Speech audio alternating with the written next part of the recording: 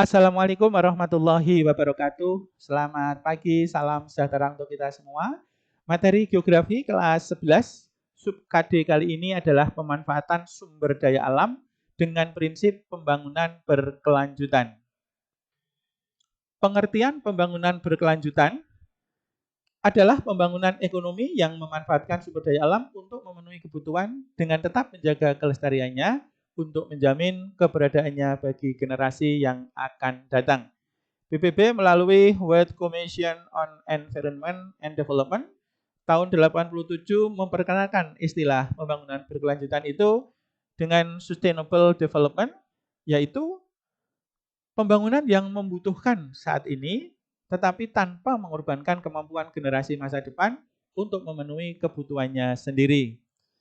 Sejarah pembangunan berkelanjutan diawali dengan konferensi lingkungan hidup oleh PBB di Stockholm tahun 72. Kemudian disusul oleh laporan Brundtland pada tahun 87 dengan istilah pertamanya adalah Sustainable Development, dan istilah ini kemudian dipakai terus dan dipatenkan ketika konferensi tingkat tinggi bumi yang diselenggarakan di Rio de Janeiro, Brasil.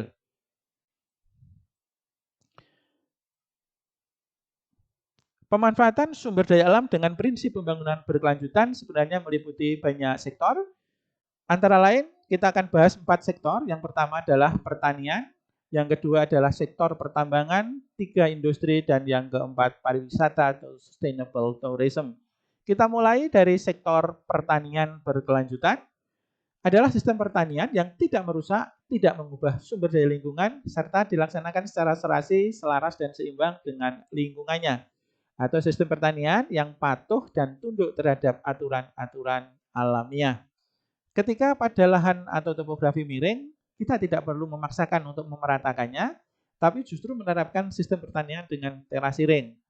Untuk meningkatkan produksi pertanian, tidak harus membabat seluruh tanaman hutan, tetapi justru menerapkan agroforestry, membiarkan sebagian tanaman keras atau hutan, dan lahan pertanian bisa dipakai untuk meningkatkan produksi pangan. Meningkatkan atau melipat gandakan tanaman padi tidak mesti harus dengan pupuk buatan, tapi juga dengan pupuk organik. Inilah beberapa contoh penerapan pertanian berkelanjutan. Sejarah atau latar belakang pertanian berkelanjutan, yang pertama adalah revolusi industri, yang kedua revolusi hijau, 3 penggunaan pupuk anorganik berlebihan, 4 penggunaan pestisida berlebihan. Pupuk buatan kalau dipakai secara terus-menerus dan berlebihan bisa membuat tanah menjadi semakin keras. Sementara obat-obatan pembasmi serangga ketika tanpa perhitungan yang matang justru bisa melahirkan hama baru yang malah menjadi mutan atau tahan terhadap obat pestisida. Revolusi hijau. Apakah yang dimaksud dengan revolusi hijau adalah perubahan total dan fundamental di bidang pertanian dengan menggunakan teknologi untuk melipat gandakan produksi pertanian. Penggunaan mesin-mesin pertanian pada awalnya sangat membanggakan banyak negara. Konseptornya adalah Norman Borlaug dan dipakai pertama kali revolusi hijau ini pada tanaman gandum di Meksiko tahun 50 dan tanaman padi di Filipina tahun 60. Masuk ke Indonesia tahun 80-an dengan istilah BIMAS atau bimbingan masyarakat. Pada awalnya luar biasa membanggakan bagi banyak negara, tetapi pada akhirnya kita menyadari lingkungan menjadi rusak dan sebagainya. Secara umum dampak negatif dari revolusi hijau adalah sebagai berikut: rusaknya ekosistem, ketergantungan pada pupuk buatan dan pestisida, menurunnya kesuburan tanah, dan munculnya hama baru yang mutan atau tahan terhadap pestisida. Karena itu perlu dipikirkan pembangunan yang berkelanjutan, khususnya di sektor pertanian, yaitu pertanian yang berkelanjutan.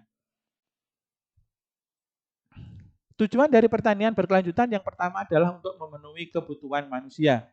Kebutuhan manusia masa kini dan masa yang akan datang tentunya, meningkatkan kualitas lingkungan dan sumber daya alam, menggunakan sumber daya yang tersedia di lahan pertanian secara terintegrasi, meningkatkan kualitas hidup petani dan masyarakat. Indikator pertanian berkelanjutan yang pertama adalah menghasilkan produk pertanian yang berkualitas dan berkuantitas. Yang kedua, membudidayakan tanaman secara alami, meningkatkan siklus hidup biologis, memelihara kesuburan tanah jangka panjang, mengurangi pencemaran, dan memelihara keragaman genetik sistem pertanian. 3 dimensi di dalam pertanian berkelanjutan. Yang pertama adalah keberhasilan usaha ekonomi atau profit. Yang kedua adalah keberlanjutan kehidupan sosial manusia atau people. Yang ketiga adalah keberlanjutan ekologi alam atau planet. Pendekatan di dalam pertanian berkelanjutan. Yang pertama, pengendalian hama terpadu. Yang kedua, sistem rotasi dan budidaya rumput. 3, konservasi lahan. 4, menjaga kualitas air dan lahan basah. Yang kelima, tanaman pelindung. 6, diversifikasi lahan dan tanaman. 7, pengelolaan nutrisi tanaman. Dan 8, agroforestry. Cara pengendalian hama pada sistem pertanian berkelanjutan. Yang pertama adalah menggunakan insek, reptil, binatang sebagai musuh alami. Seperti untuk membasmi tikus, kita manfaatkan ular dan burung hantu. Yang kedua, menggunakan tanaman penangkap seperti kantong semar, Venus flytrap, menggunakan drainase dan mulsa untuk menurunkan infeksi jamur, dan juga melakukan rotasi tanaman untuk memangkas atau memutus hama. Predator pembasmi penangkap tikus ini memang tidak harus dibunuh secara keseluruhan. Kemudian juga kita bahkan perlu membuat burung hantu itu nyaman berada di sekitar sawah dengan membuat rumah-rumahan, karena burung hantu juga sebagai predator bagi tikus. Sementara inilah tanaman pembasmi serangga juga harus ditanam atau dibuat seperti kantong semar dan Venus flytrap. Kemudian juga perlu diperhatikan musa untuk melindungi tanaman dari serangan gulma atau tanaman pengganggu, bahkan infeksi jamur. Sementara di bidang pupuk, kita juga harus menggunakan pupuk kompos, casting atau pupuk kotoran cacing, penggunaan pupuk hijau, dan juga penambahan nutrisi pada tanah dengan emulsi ikan dan juga dengan rumput laut. Kita lanjutkan, yang kedua adalah pertambangan berkelanjutan. Menurut Undang-Undang Nomor 4 Tahun 2009, pertambangan berkelanjutan adalah kegiatan yang diawali dengan eksplorasi, eksploitasi, pengolahan, dan kegiatan pasca tambang. Atau kalau disimpulkan adalah kegiatan pertambangan yang dilakukan sesuai pemenuhan kebutuhan dan tidak merusak lingkungan. Inilah rangkaian proses pertambangan yang berkelanjutan. Diawali dari suatu lahan, dari suatu lahan yang belum ditambang. Tentu lahan ini sebenarnya tidak akan terjadi longsor, tidak akan terjadi kegersangan, karena akan menjadi lahan padang rumput, ataupun kalau mungkin hutan, di hutan adalah lahan hutan. Setelah ditambang tentu akan mengalami masalah bekas lahan pertambangan dan proses penambangan. Dan setelah selesai, lahan bekas tambang tersebut harus direklamasi atau diuruk. Dan setelah diuruk dengan lahan yang subur, maka bisa dikembangkan untuk hutan atau tanaman pertanian. Seperti ini adalah semangka dan ini adalah tanaman sayuran. Pengelolaan pertambangan berkelanjutan. 1. Menerapkan pertambangan yang etis terhadap lingkungan. 2. Mengeksploitasi tambang sesuai kebutuhan. 3. Memiliki dan mematuhi AMDAL. 4. Membuka hutan seminimal mungkin untuk membuka tambang. 5. Menggunakan peralatan yang ramah lingkungan. Dan 6. Melakukan reklamasi atau pemulihan lahan bekas pertambangan. Selanjutnya yang ketiga adalah industri berkelanjutan. Adalah kegiatan industri yang tidak merusak lingkungan atau konservasi dan memperhatikan kelanjutan ekosistem, menerapkan prinsip ekoefisiensi. Contoh gambaran kawasan industri yang tidak serta-merta merusak lingkungan, tetapi di perkampungan kawasan industri ada beberapa tanaman hijau yang dipertahankan. Prinsip industri berkelanjutan, yang pertama adalah bersikap etis terhadap lingkungan dan sumber daya. Yang kedua, mengindahkan aturan pemerintah di bidang industri. Yang ketiga, memiliki dan menerapkan AMDAL. Yang keempat, mendaur ulang semaksimal mungkin hasil limbahnya. Yang kelima, meminimalisir polusi atau cerobong asap. Yang keenam, menempatkan pada lokasi yang sesuai. Yang ketujuh adalah mendayagunakan potensi fisik dan manusia di sekitarnya. Dan 8, memberi pengaruh kesejahteraan bagi masyarakatnya.